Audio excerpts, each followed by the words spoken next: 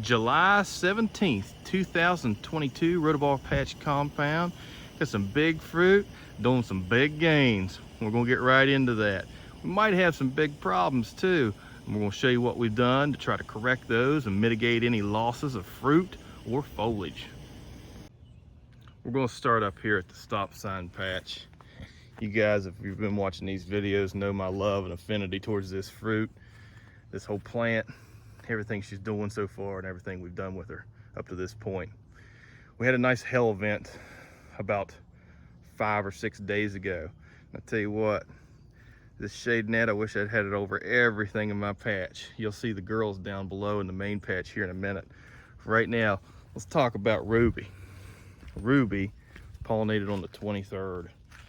That makes this gal, what is that, 24 days old, 23 days old. She's a nice, pretty fruit.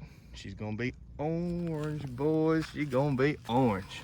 Best thing about this fruit is it's a clone. This blossoming is much better than what it was in 2021. Stem looks nice on this fruit. No issues there yet. Hope to have no issues there at all.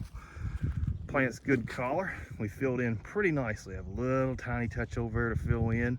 And I got an empty spot here or there that may never fill in. I have 2 secondaries that are going to trace down in here, and this will be our final foliage. So we're just about done in our vegetative cycle.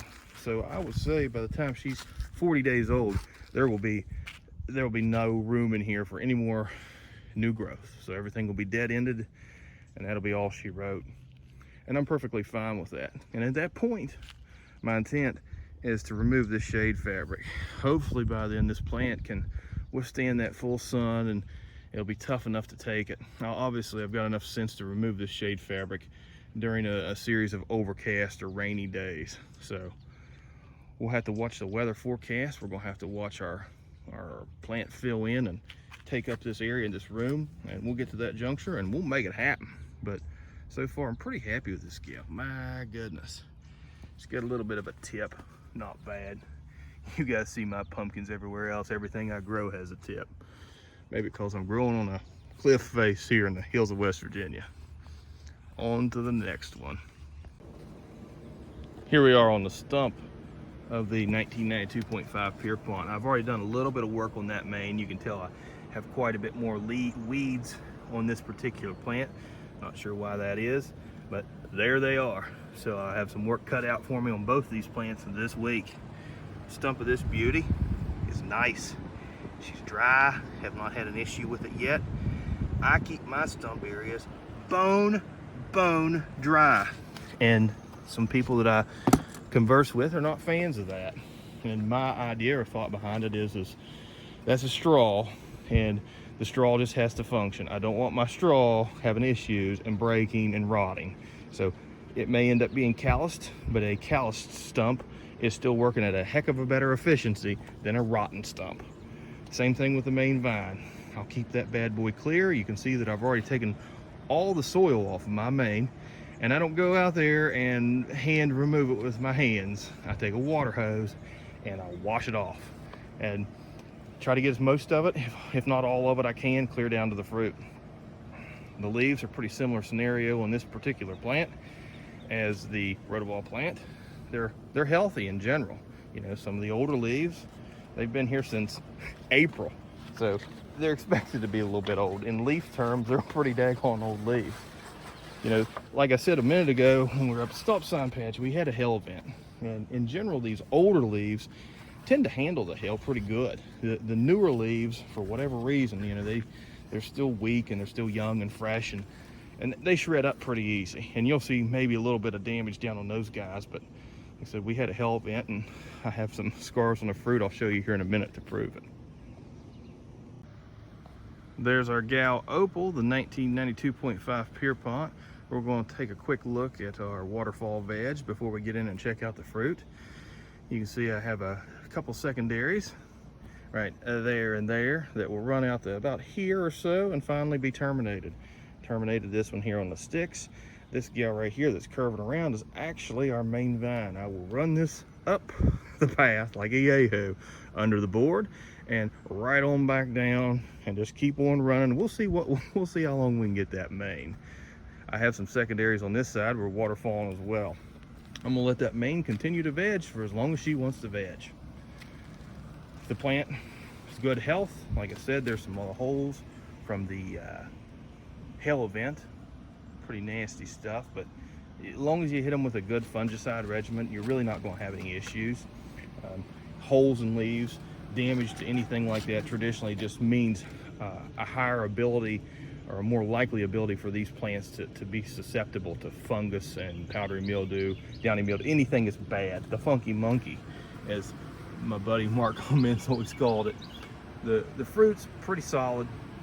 It's 36 days old today, and it has definitely ate its blossom. We saw that coming from a mile away.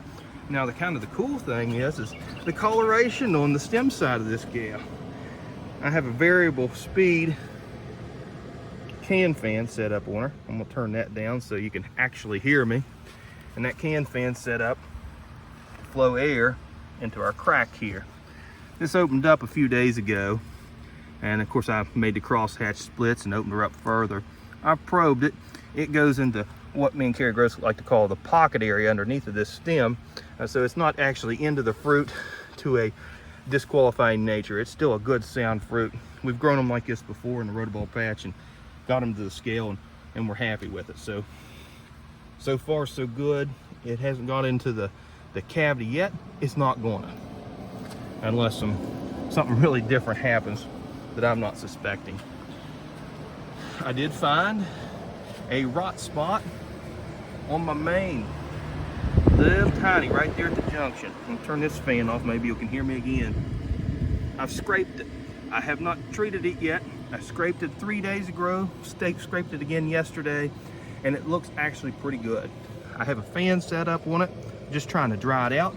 That's the most important thing to do. Once I get it dry, I will either treat it with a sulfur powder and a toothbrush, or Daconil concentrate. I keep a lot of stuff in a bucket. You always wonder what that bucket is.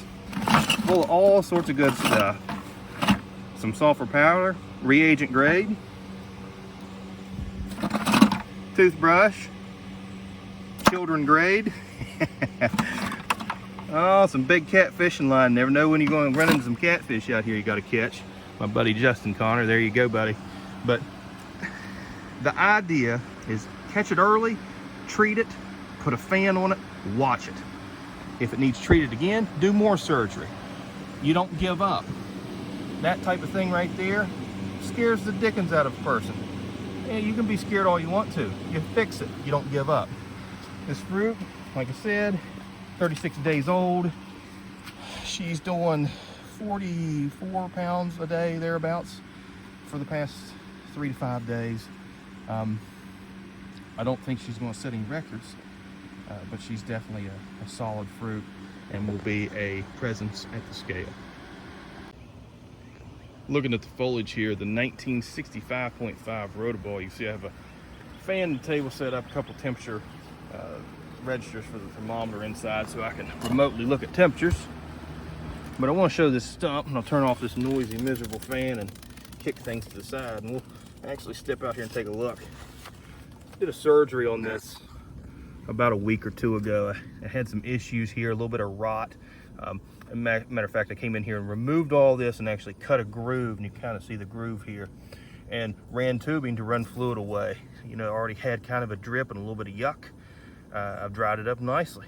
This is, I wouldn't say a severe stump issue, but it was the beginning of something that, if left untreated, could be a real problem. We'll cover that guy back up. You can see out here on my weeds.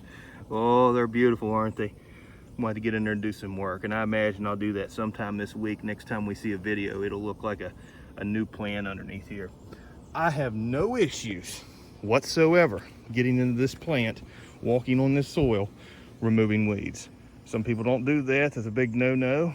For me, it's a big no-no to leave this nonsense laying wet on top of these vines causing rot. I would rather have some broken or compacted roots / soil than a rotten main vine or a issue with my stump. Some of my first leaves, you can see, they're still there and they are looking pretty ratty. They'll probably come out about the same time I'm in there doing weeding. Probably 3 to 8 leaves. It just depends when I actually do the weeding. But in general, the quality and health of the plant, it's solid. I mean, we got leaves past my navel, which is an indication that I'm kind of growing in a bowl surrounded by a fair bit of trees. So I don't get a ton of sunshine, but when I do get sunshine, it's pretty direct and it's overhead and it's quality sunshine. We filled in every bit of the back forks of both of our plants. Only thing we're going to continue to fill in is the front forks, and I'll talk about that once we get around to the fruit side. Oh, last but not least, here we are at Opal's plant, the 1965.5 Rotoball, which is a 1342 Burchett, which is just a handsome, powerful fruit, and the 2350 Ginger, which is just a famous producer of good orange. And we're going to have a decent orange fruit off of this, which is kind of cool. I didn't expect orange. We still have a lot of secondary growth, water falling down. You can see that the tips are up there with the nitrogen. Buried a few days ago. We'll probably have to bury in another day or two. I'm going to continue to let those run like we talked about with the other plant, fill in this area. So I still have quite a bit of square footage to give this gal, and those leaves are going to be the driving force for this gal to the finish line. She is currently 30, oh mercy, she's 32 days old. That's how old this gal is, 32 days, DAP 32. Absolutely by far the largest fruit I've ever had at DAP 32 by a couple feet. So she's something else, and she's still giving me nicely into the 50s daily. She's had issues. We've had some hail damage, even with our cover. You know, Doc has covers on his plants. Well, the hail doesn't fall straight down sometimes. It comes from the side.